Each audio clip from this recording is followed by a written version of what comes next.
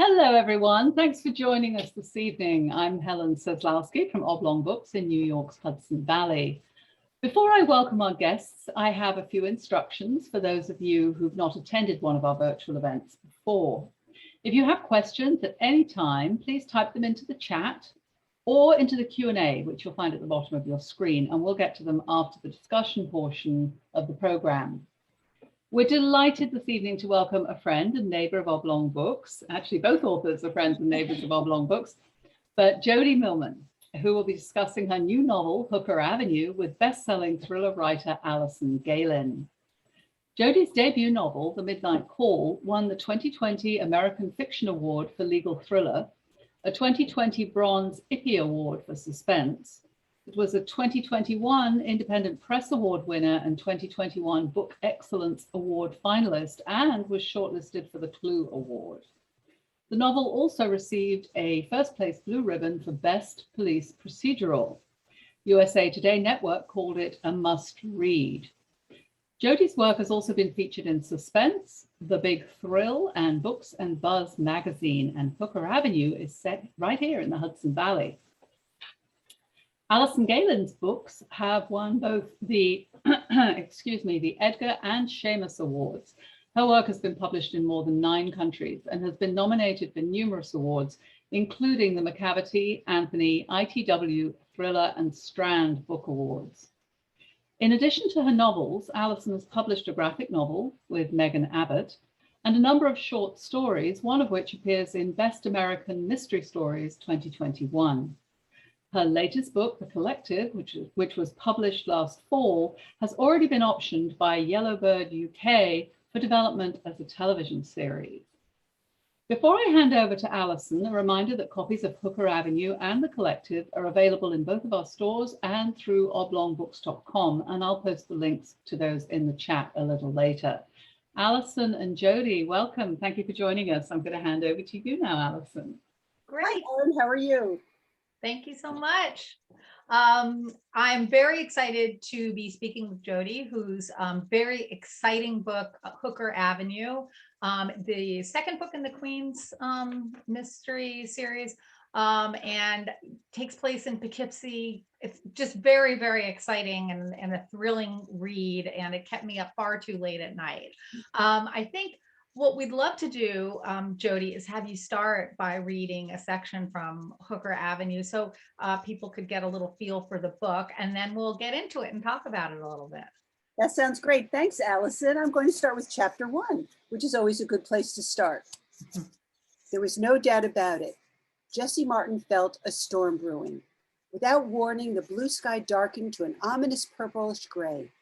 A blade of lightning slashed open the sky, releasing a sudden downpour and illuminating the Hudson Valley landscape as though it were a grainy black and white photograph. Seconds later, a crack of thunder shook her car. Staring ahead through the bleary windshield, Jessie gripped the leather steering wheel as her heart mimicked the rhythm of the windshield wipers battling the deluge.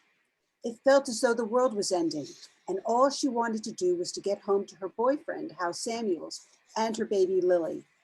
The shrill ringing of her cell phone made her swerve toward the oncoming traffic on the slick roadway. Jessie righted her Jeep and reflexively tapped the button on her steering wheel, activating the Bluetooth connection to her cell phone. The act was second nature and offered a brief respite from the hazards demanding her attention. "Hal?" she asked, believing he was checking in. "I'm on my way home from Adams Market, and I'm caught up in a pop-up storm. I should be home in a few minutes, unless there are road closures due to the accident." There was a long silence, and unease curled in her midsection. "Hello, Hal, are you there?" "Jessica, that's extremely interesting, but why aren't you taking my calls?" The low, raspy voice of her former mentor, Terence Butterfield, resonated throughout the interior of the car. "How rude, my dear, after all we've meant to each other and the secrets we've shared." He paused. His menacing tone turned her skin to goose flesh, and before he could speak again, she smashed the phone button with her fist, disconnecting his call. "What the?" she screamed, stopping before an expletive slipped out. Like an idiot, she'd let her guard down. She should have known that even after she'd helped put him away for murder, Terence wouldn't let her go. Terrence had always been possessive of her, even when she'd been his student at Poughkeepsie High School over a decade ago. But something deeper, more disturbing, lurked beneath the surface.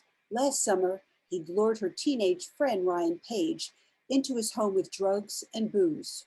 Ryan, who'd been like a younger brother to her, was never seen alive again. And after the cops discovered his dismembered body in Terrence's basement, Terrence was charged with his murder. It still alarmed her that Terrence, her father's best friend, and one of the most popular faculty members at the school where her father was principal, was a psychotic, cold-blooded killer. And as unreasonable as it may be, she felt responsible for Ryan's death because she'd been blind to Terrence's true nature, the monster hiding beneath a charming mask. Minutes ago on the phone, his voice sounded so crisp and clean that he seemed to be sitting next to her in the passenger seat, his icy breath whispering in her ear. With Terrence's vampiric presence lingering inside her car, Jessie's eyes cut to the rearview mirror. Only the pitch blackness of the stormy night reflected at her. Then, out of habit, her eyes whipped to the car seat buckled in the back seat. It was empty. Thankfully, 9-month-old Lily had stayed home with Jessie's mother while she'd made the quick trip to the grocery store. The storm, the traffic, and the groceries rattling around in the hatchback had monopolized Jessie's thoughts, as they should have. She'd been too focused on them to expect that Terrence would call her again. It had been 2 days since Terrence's last call, and the problem was he never contacted her from the same number. He was a sneaky bastard.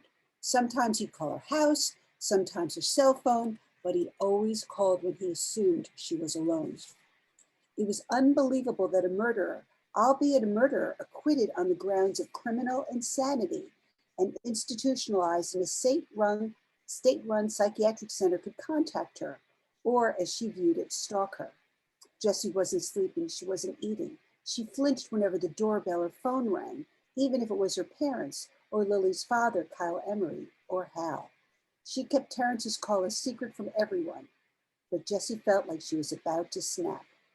Another downpour engulfed the Jeep and Jessie's eyes darted back to the highway. She hadn't thought it could rain any harder, but in an instant, Mother Nature had unleashed a tantrum. Squinting to see through the misty sheets of rain, Jessie's grip on the steering wheel tightened. Her fingernails sliced into her palms and her arms trembled as she fought to steady the Jeep on the slippery roadway. She needed to pull off the road. She needed to get it together. Boom. Wow. I want more. As you can see, you really you write a book that just takes off right at the beginning. It throws you right into the action. There's nothing superfluous, and yet it's the second book in the series, right? Or is it? Yes. Yeah. So it's kind of interesting, writing books in a series like that, and you very flawlessly reveal all this exposition without making it a dump. Was that difficult for you at all to refresh? Yes, because when you write for the second book in the series, you have to assume that people are being introduced to you for the first time. Mm-hmm. And if the characters are carrying over, you have to be cognizant of the fact that your characters had a previous life. And as you said, it can't be an info dump. You have to weave it in. Yeah. And I think part of that was brought to my attention by an editor as I was going through the book. And she said to me, well, you have to keep that in mind. You're introducing people. Don't give them too much, just hint at it. And that's what I tried to do. Yes, and you can't give away plot points from the previous book in case people decide to read the first book after reading Hooker Avenue. So, exactly. so it's a difficult balance, but you handle it really admirably well. Thank you. Hooker Avenue, the book itself, was actually based, like I think both of us are big followers of true crime, and the book is based on a series of murders that actually happened in Poughkeepsie, which I remember. Could you tell us a little bit about that case and how it inspired you to write the book? Well, I don't know whether you know this, but the case actually landed directly on the front doorsteps of my law office because wow. I'm a lawyer in Poughkeepsie. And in 1995, a business partner and I purchased a building downtown.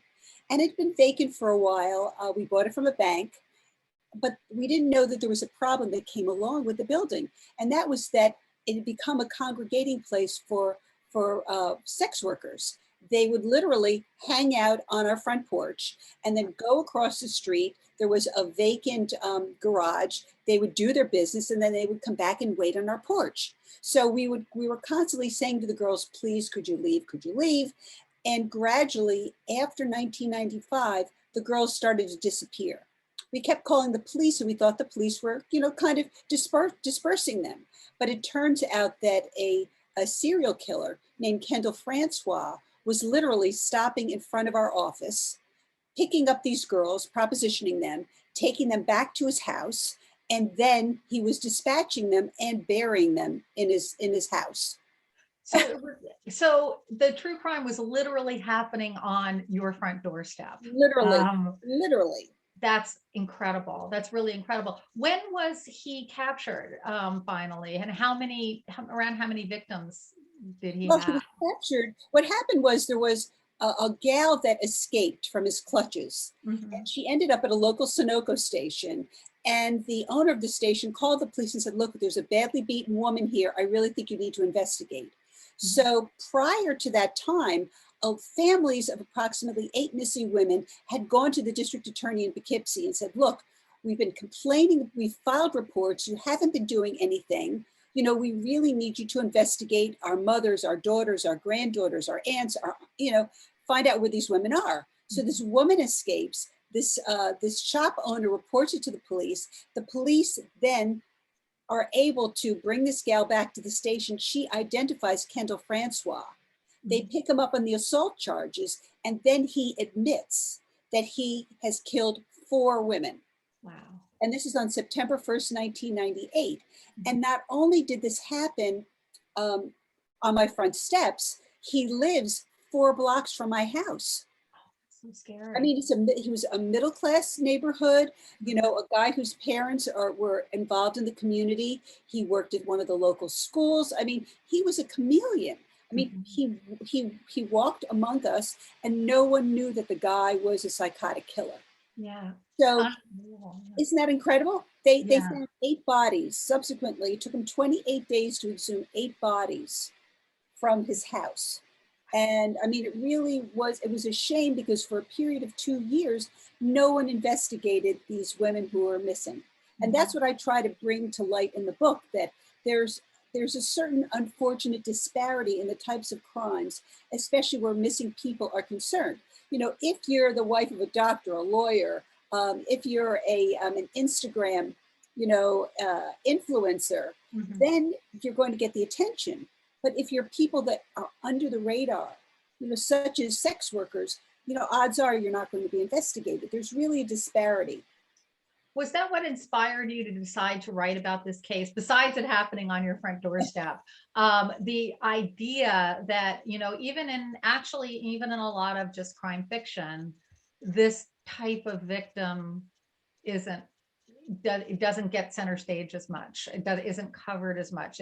Not enough attention is paid to this type of crime where, the victim is, on the outskirts of society. Right. Yeah. Well, these women live on the fringes, and a lot of them are drug addicts. They're in and out of rehab houses. They're also mostly estranged from their families. So even when their families, first of all, the families often don't report them as missing because no one knows where the women are half the time anyway.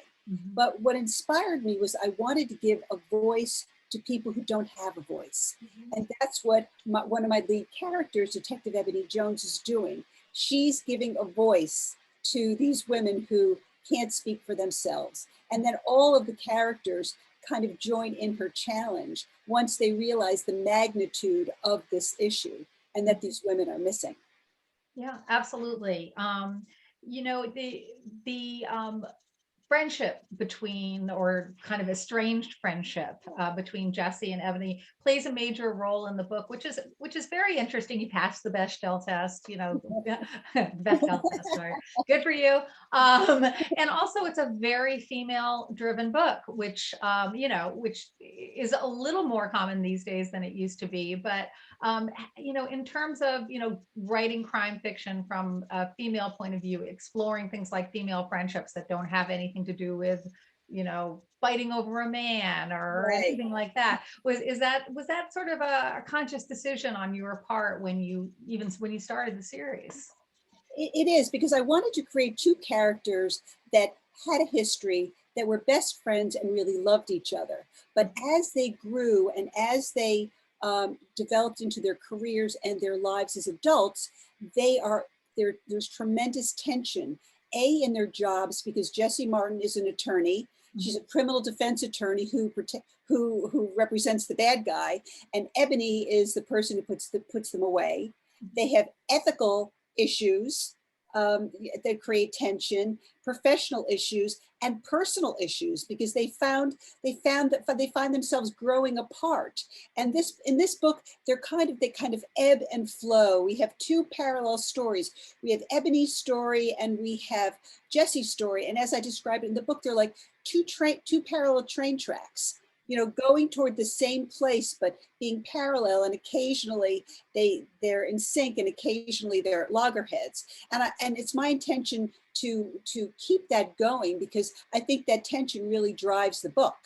And then the glue that holds the two together in this book is the prostitute that Jessie finds and saves, who's in a ditch, and who's just about to drown. And she's the glue that really pulls these two women together. And together, these women help give this prostitute a voice, help her try to get her son back, help her try to go straight, because she wants to go straight so badly. Absolutely. And so you're furthering character as well as furthering plot, together, which is ideally what you look for and what you hope to accomplish by writing in crime fiction, particularly. When you, as a writer, do you consider yourself more of a character writer, a plotter? Do you like to create characters? What's your sort of preference as far as that goes? Well, it's, since I write stories that are based on true crimes or inspired by true crimes. So right there, I've kind of have a structure within which I like to work. I'm not retelling the stories, but what I'm doing is I'm taking this kernel of the crime, and then I'm inserting my characters into a what if and how would they react in these situations. So hopefully my books are a balance of plot and character development. But I think that's one of the luxuries of writing a series. You get to develop your characters over the series itself. So I don't have to reveal everything about Jessie or everything about Ebony or everything about Hal in this one book. It's kind of like an onion. In each book, layers get peeled away within the context of that very specific plot. Right. So you clearly you prefer writing series to, have you considered doing I've done both myself, and they each have their own sort of pluses and minuses, I think. But one of the exciting things about writing a series, I think, is you have this wonderful toolbox of characters that's already there and kind of created for you. So, yeah. Originally, I didn't really think that The Midnight Call was going to be a series. I kind of envisioned it as a standalone. Oh, interesting. What changed your mind? Until the last line. It was the last line of the book where I'm not going to reveal it, but that is what made me want to make it into a series. And I think that's the same thing in this book. I like to create a minor cliffhanger, which indicates to the reader that this is something that's going to go on. However long it goes on. I don't know. Did you know when you wrote your series, how long it was going to be? Well, it turned out to be, my series turned out to be a trilogy. And I had one crime that was sort of, or a mystery that was going throughout all three books. And I think I initially thought it would be more, but then I wound up solving it in the third book, and I'm like, okay, done. So, but it's interesting. I mean, it's really like, Sue Grafton went all the way through the alphabet. There's no, there's no rule to it, and it just depends on how long you want to spend with those characters, That's true. and you do have this rich relationship, this friendship that you can keep exploring, and all the relationships within the books. The title of the second book, Hooker Avenue, we know and locals know is a street in Poughkeepsie. Am I right? Yes, it is. Yeah. So how did you decide to which came first, writing about sex workers or calling the book Hooker Avenue? Or does it even have anything to do with it? Well, I had the name. I mean, I had the concept of the book. I knew about, the missing prostitutes. Mhm. And I mean, I literally live like one house away from Hooker Avenue. So Mhm. to me, it was just kind of natural. I mean, wow, what a great name for a book. And I'm writing a book about prostitutes. Right, exactly. But the interesting thing is that in the book, I do a twist on the name. Mhm. And Hooker Avenue, I'll give a little bit of history about Hooker Avenue. It's named after a very famous attorney here in Poughkeepsie. His name was James Hooker, and he lived around the time of the Civil War. And he not only was he was a real property owner, he was a judge, he was a member of like the New York State Canal Commission that built the Erie Canal. He also was on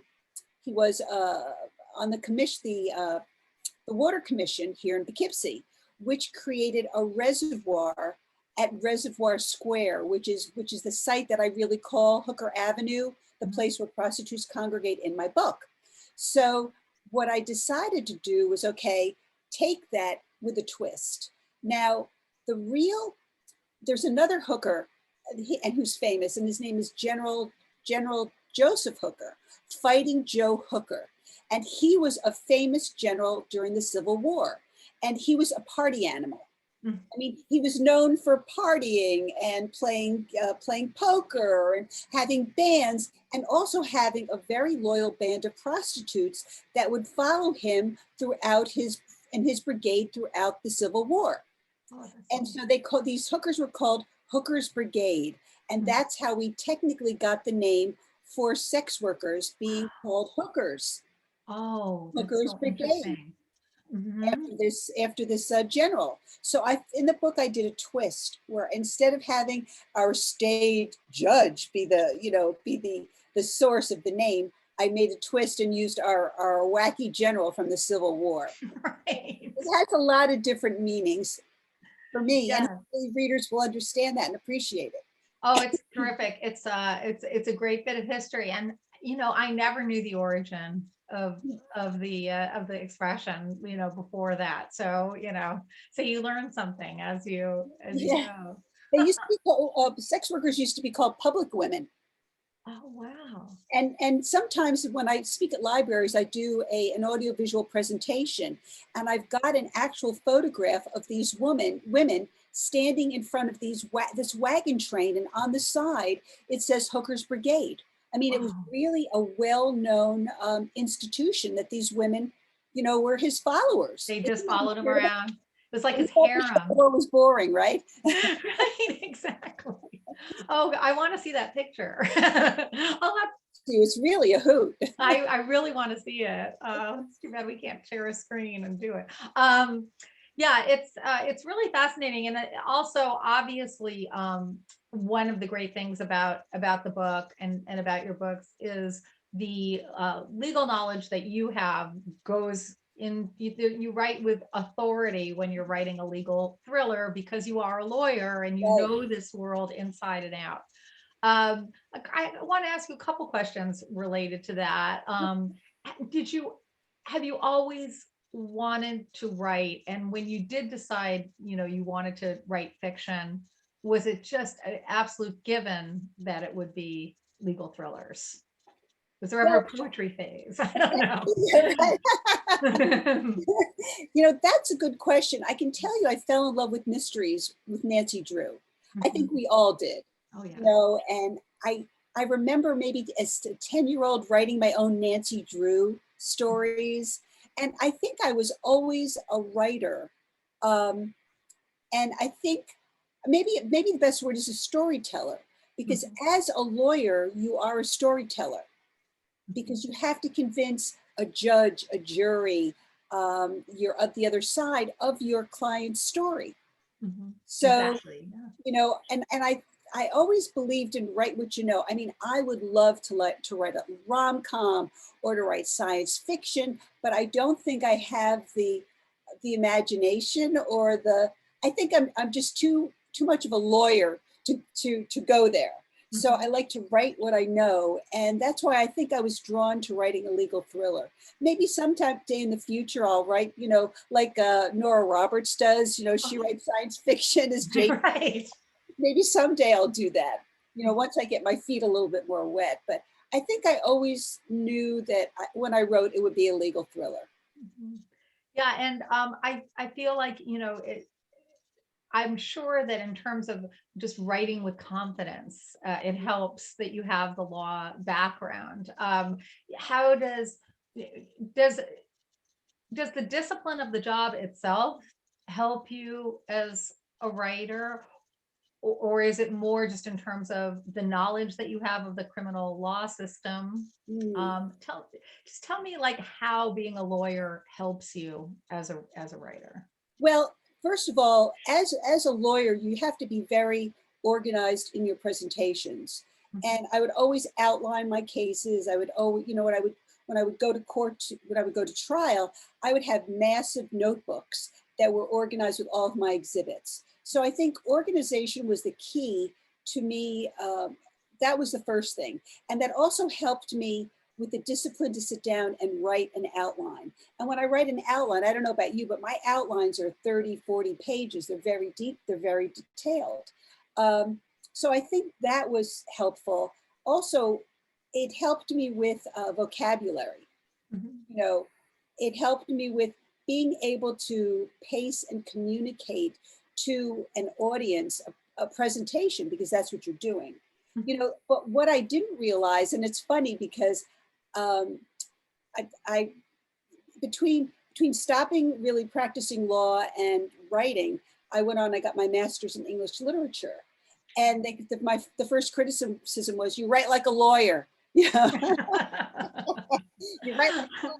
So I had to kind of drop that. I had to learn how to loosen up my style and switch from technical writing to creative writing. And that's a big transition. You are a technical writer too. You probably, you know, as a journalist. Yeah, but I was writing for like gossip rags. So I think it's kind of the opposite. I was almost writing fiction.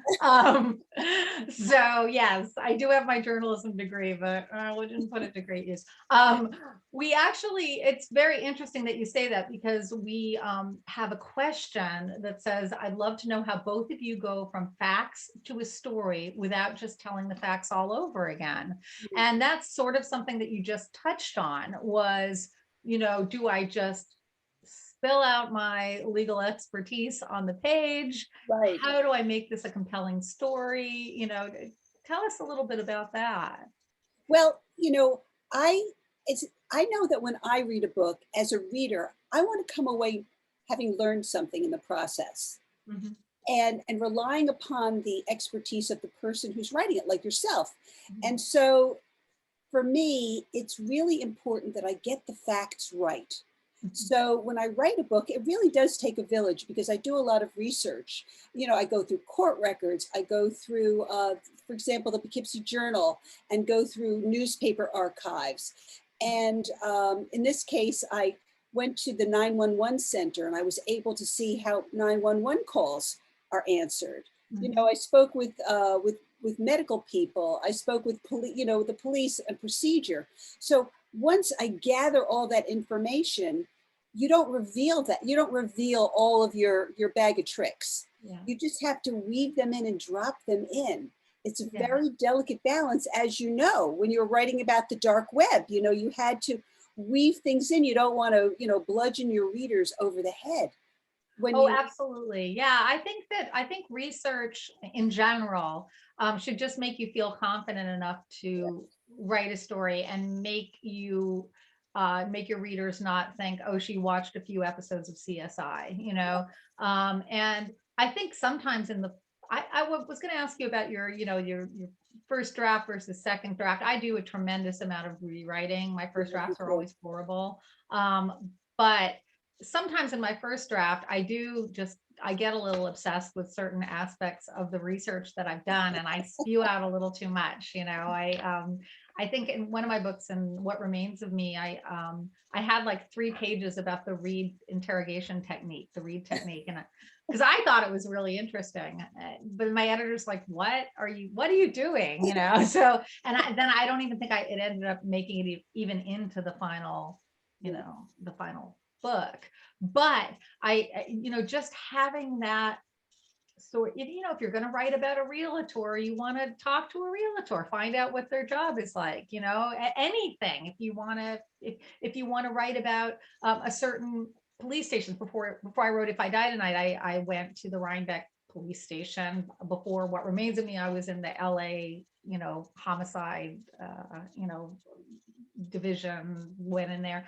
It just helps to be able to see these places, find out how you work and how they work, and the 911 research that you did. That actually sounds really fascinating and kind of fun in a way. Were you able to go in there and watch them as they were at work? I was, and fortunately it was dull, I mean, but these, Fortunately, yeah. you have to give these people kudos, because they have to be on alert, 24/7. Mhm. And, there's a script that they follow, which I didn't know that. There's a, they've got a script. This is what they have to ask. They have to get certain information so they can quickly identify where the situation is, and should the call be interrupted, how they can reach you, how they can get back to the person who's calling. I mean, it's a fascinating facility. I was kind of, I went in there on the sly. But it's things like that that really, as you say, gives you confidence. So as a writer, you can make it feel real for your readers. Exactly. It's funny. Exactly. In the book, a friend of mine said to me, boy, you really described the lobby of the new Vassar Brothers Hospital. And I said, at the time I was writing the book, it wasn't open. And all I did was I went on their website and went through their architectural drawings. But I mean, at least I was able to have some point of reference that made it feel real. And I'm sure you do the same thing. Oh, absolutely. Thank God for Google, right? Absolutely. Yes. Being on the internet while you're writing, and writing on a computer, is the most wonderful thing, because if anything that comes into your mind, you can get a picture of it. What does an exploded car look like? Okay, I'll go to Google Images. So yeah. In this Hooker Avenue, there's a point where one of the characters is extracted out of a culvert. And I literally went to YouTube, and I was able to watch firefighters extract people out of culverts and see the procedure and how they short up the sides, when a culvert is sliding. I mean, I couldn't go out and do that. And who knows, when I would have had the opportunity, but there it is, watching firefighters. It really is an amazing tool for all writers. Absolutely. Absolutely. Yeah, it's wonderful. Here's a 2-part question from Oblong Books for both of us. Okay. So how difficult is it to write about the same crime from the different perspectives of each characters? So multiple perspectives. Right. And do your characters ever surprise you and take you down a different path than you had originally intended? I think that's a fascinating question. It is a fascinating question. Well, the way that I write my books is I usually have 3 points of view. I always like to have a district attorney or somebody who's in an administrative position. Then there's a police officer or an investigator. And then there's Jessie Martin, who's an attorney. So from that perspective, I try to give my readers a 360-degree view of a crime and how the procedure proceeds. But also, each one of those characters is in possession of information the other does not know and the other does not have access to. So the reader is really the only person who has the whole knowledge and can overview and oversee the crime. Mhm. So that's the way I like to write it. And, you know, as you were saying about the first draft, I always write, for some reason, the past two books, I've written a fourth POV, and I always end up taking that person out. So in my new book, I'm starting with 3 and I'm staying with 3. Have you ever considered writing from either a killer or victim point of view? You know, not from a killer's point of view. I think for me, that's part of the beauty of the way of the genre. Mhm. And I don't feel comfortable, you know, it's a matter of comfort. Mhm. I've never been a killer. I wouldn't know how a killer thinks. And that's why I like to get the interpretations from the other characters as to what they think the killer is up to.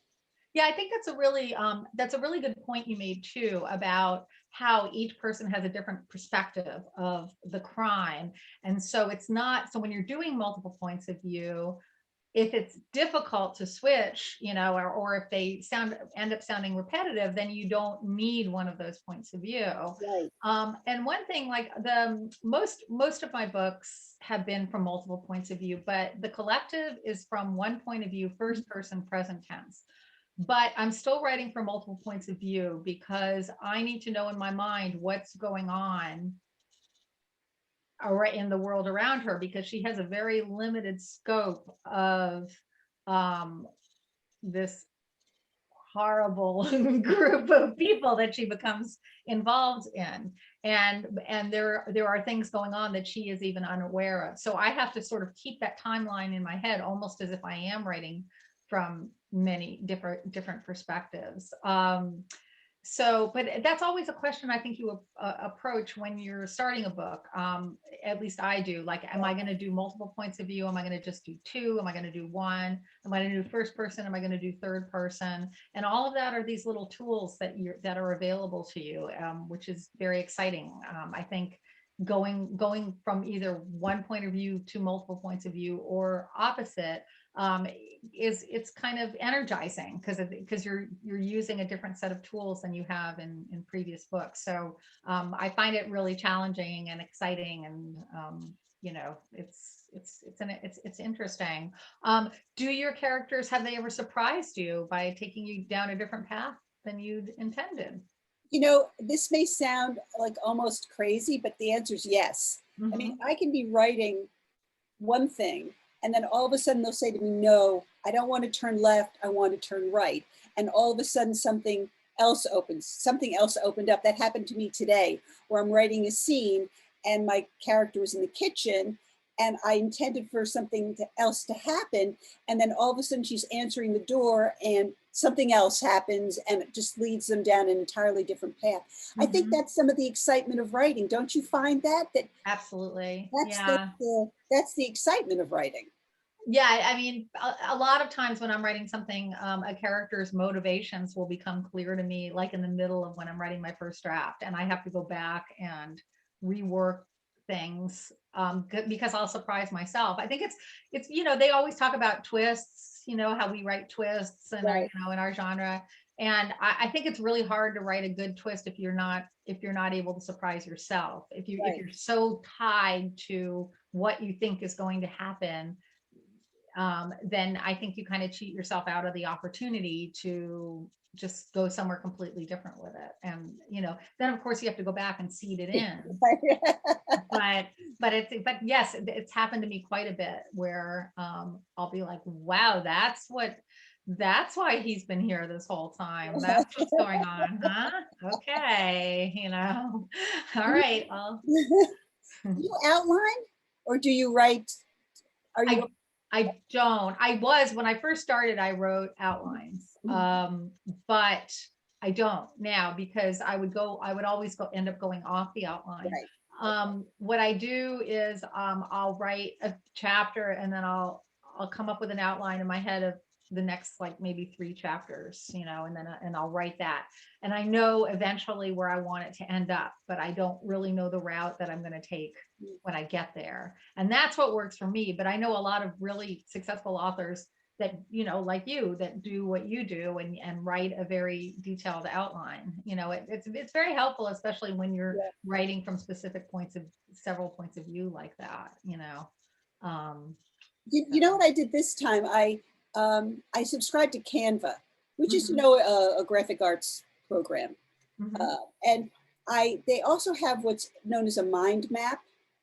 And so Mhm. what I decided to do this time for the book that I'm writing is I have a visual of my characters, and because and laying out the suspects and laying out their connections. So it's almost like a little puzzle Mhm. right Oh, up on that's my desk. So visually it reminds me of their relationships and the interconnection of the plot pieces, which is something I've never done before, but it's really kind of fun. I think that's really cool, especially if you're a visually minded Yeah. person. That sounds really interesting. I know that Laura Lippman, when she does the crime writer, great, wonderful crime writer, Wonderful. when sometimes she even posts photographs of these, but when she's doing a book with multiple points of view, she'll use different color post-its for each point of view, and she'll make this sort of beautiful mosaic that, you know, where you can, and she'll be able to visualize and have the balance and see the representation of her characters and everything. You know, she's better visually than I am. I'm more of an oral, like a listening person. And as you can tell by my beautiful office that I'm in right now, I'm not the most visual. So, but yeah, whatever can get you to that point, I think, you know. I don't know. I once heard that Elmore Leonard, you know, he said he never outlines anything, never just big, which always surprised me because his plots were always so kind of intricate, I thought, you know. You know, he was a pen pal of mine for a while. Really? Oh my Yes, gosh. because for a while we lived in Ann Love Arbor, him. Michigan, and Mhm. I was teaching law school. I was teaching law and literature at the University of Detroit Mercy Law School. And so I asked him to come lecture. Mhm. So I met him at a book signing. He gave me his address. So we wrote back and forth. So I actually have letters from him, Oh, personal letters signed, that which, is which so, are such treasures. I mean, he was a very sweet man, very, yeah. very sweet man. Did you frame the You know, letters? I have to frame them. I really should, because I really treasure them. And he sent me a copy of a book. I said, well, I'd like to teach this book in my class. He said, no, here's the one. This is the one I want you to teach. And Right. I think the book was Swag. I mean, it was really a wild book. I mean, all his books were wild, but Yeah, that's fabulous. That's yeah. really fabulous. We just got another question from Oblong Books, asking how many hours a day you write. Do you have a specific schedule? I'd like to know about your writing schedule as well. Yes, I do. I write every Yeah. afternoon. I try to sit down around noontime, 1 o'clock, and then Mhm. I write, through the afternoon. How about Mhm. yourself? What's your regime? Well, I get up and I have to do Wordle and spelling bee, New York Times spelling bee, before I do anything. That's my new brain, and have a cup of coffee, and then I write. And depending on what phase of a book I'm in, I can sit down and just write for hours and hours and hours. But what I tend to do, sort of when I'm starting around then, is I do like my more creative writing at night, late at night, and I'll write, like a chapter or whatever, you know, at night before I go to bed. And then in the morning, I'll go back over that chapter and clean it up. And, I'll be using more of my sort of organizational mind, Mhm. and then kind of go on from there. That's, it's almost a warm up to sort of clean up the mess I made the night before. That's great. That's great. It's, So, for me, I try to get my chores done in the morning, and then my mhm. afternoons I'm writing. And, Yes. it's it's that evolves. Do you know what I mean? If I'm really in a streak, then I'll just keep writing till I stop. So what are you working on now, and what phase of it are you in right now? Well, I'm writing the next book that I'm working on is also part of the Queen City Crime series, Hmm. and it's tentatively called The Empty Kayak. And so it's again inspired by a Hudson Valley crime that occurred in the Hudson River. There's going to be a disappearance in the Hudson River in a kayak. And one of my characters is going to lose someone very near and dear to them. And I'm at the point where I'm in the very rough draft stage. Maybe I've written about a third of the book. And this one's a little different for me because I have to create suspects. In the other book, 2 books, I didn't have to do that. They were already part of the natural stories. But in this particular, in the true crime, there was always only one suspect. And so now what I have to do is I have to be more creative this time and create suspects. So it's really challenging. I'm enjoying it. I really am enjoying creating dastardly characters this time. Do you think that your suspects, like are you positive who did it right now, or Yes. or could that change? So you're positive. Yeah, it could, but it probably won't. Right. And for me, that's hard because I know who did it, and I have to make other people appear as if they're the actual killers. So anybody could be a killer in this book. Right. Oh, great. Well, I'm looking forward to reading that. We got another question. Do either of you ever work on more than one book at a time? Are you thinking of Answer that one first. What's that? Sorry. I'm going to let you answer that one first. Okay. Actually, for the first time, I am doing that now because I just finished the first draft of a book that I'm writing. It's going to be published by William Morrow next year. And I'm also was just contracted to write the Sonny Randall mystery series, which is a Robert Parker character. So that book is due in November, the Sonny Randall book, which is totally different. It's a really different type of a book than I normally write, and it's really, really fun. I'm loving it. But so just the way the schedule works out, I am going to be writing, like I'm going to be doing my revisions for the first book at the same time as, moving forward with the Sonny Randall book. So yes, it'll be, I'll let you know how it goes. Have you got that?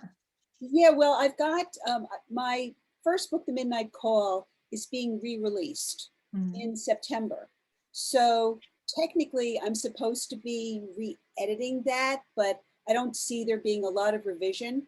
So I'm concentrating on the book that's coming out, that the Empty Kayak is supposed to come out next spring. So I'm working on that, but also in the back of my mind, I'm churning what the next book will be. And I'm kind of researching what the next book in the series is going to be. So, great. So are you looking at various sort of true crimes that have happened in our area? Yeah. And one thing, I like writing about murders, but I want my series to be about more than murders. The next book might be an arson, a mysterious arson, so and also that gives me the opportunity to learn about new aspects of crimes that I've never come into contact before. In Hooker Avenue, I really didn't know about prostitution. I took some classes in prostitution through the Bar Association.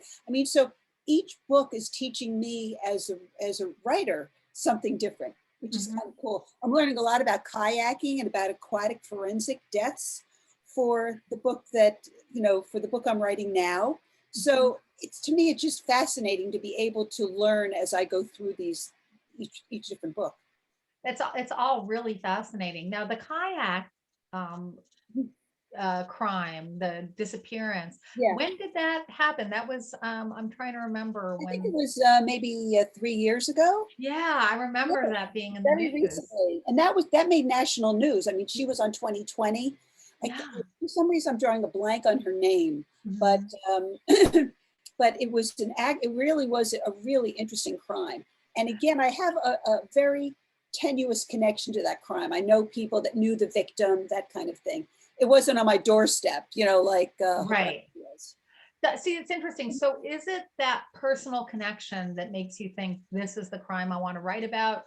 What makes you look at, there's so many crimes out there. What makes you think to yourself, I want to spend the next, year or whatever writing about this in this crime? What Well, is for, it about? for the first two books, it was a really personal connection because, as I said, the prostitutes were on my steps. In The Midnight Call, it was inspired by a teacher of mine, my junior high school history teacher, who actually murdered a kid who was trespassing through his yard. Oh, So I knew the victim's family. I knew the judges, the cops, the killer. I mean, this guy was actually my teacher. I knew the killer. that's So amazing. those two books, I had a very close personal connection. I think as I go through the crimes, that's going to become a more tenuous, thread. Mhm. But I still want to have some kind of connection, whether I know the victims or I've got somebody that I know knows the victims. Mhm. Do you know what I mean? Exactly. Yeah, I think that's fascinating, and it's a really unique perspective for a crime fiction writer to have, to like actually have a personal relationship one way or another Right. with the true crime that you're basing your book on. I think that's really fascinating. When you were writing the first book, how similar did you make that character to your teacher? I mean, did you really go there, or did you create? I went beyond there Mhm. because, especially when it comes to libel and defamation, my philosophy is go big or go home. Right. What I had to do is I took the essence of the teacher, but then again, I created my own character.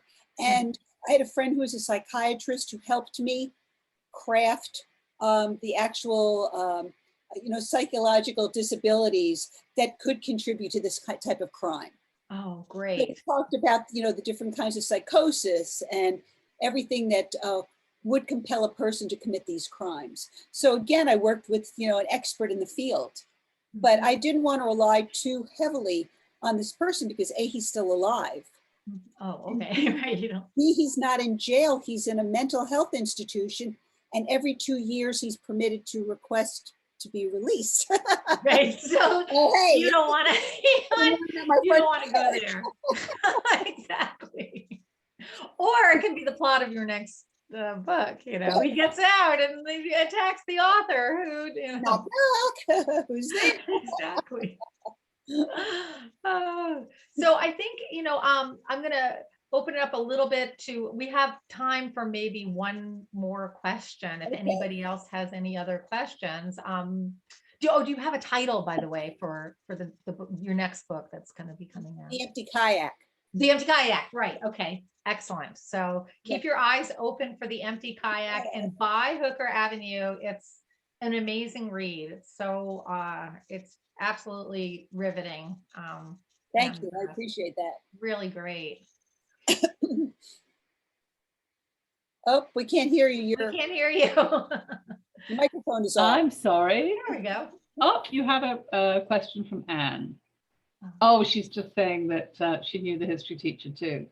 I think anybody who went to Poughkeepsie High School knew the history teacher, the infamous history teacher. Well, I'm just amazed at this. I mean, obviously one knows deep down there's crime in cities, but I'm just amazed it's on our doorstep as much as it is. Literally. Yes, literally.